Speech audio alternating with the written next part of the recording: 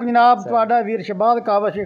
असीं आई 9 चक बंबी कालू समोसे पकौड़े वाले कोल जनाब जेड़े कि बहुत चंगे भंग दे पकौड़े बना के खवांदा जे तुहाडे सामने माल तैयार हो जे वेख रहे हो जनाब जी ताज़ा पकौड़े बनाने जनाब जिन्हें स्पैशल पकौड़े बनावन आए तो साढ़े नाल रब्ता कर सकता है तो बाद बंदा ना रात को टीवी भी ठीक करता जे वेख लो जी आ दुकान इन्हां दी टीवियां दी LCD नवीं बनाउंदा है ते जिद्दां टीवी इकट्ठे हो तो लोग कहते टीवी चोरी करता है तो रब जानता फिर हम बाहर पूछने जनाब तुम जानते कालू कालू नूरे यार किधर गया तो भाई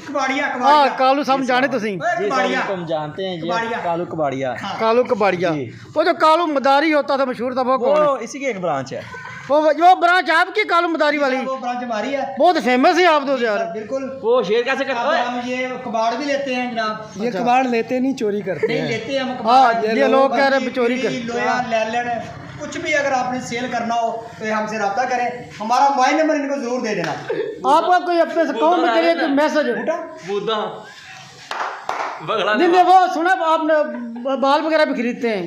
हाँ जी जी जी सर हम वो भी ले लेते हैं बगड़ा हाँ जी वो भी ले लेते हैं। तो रब्ता नंबर कौन मिलना हो बेटा जी मेरा नंबर हाउस 0307 अच्छा 26 52 363 ठीक हो गया।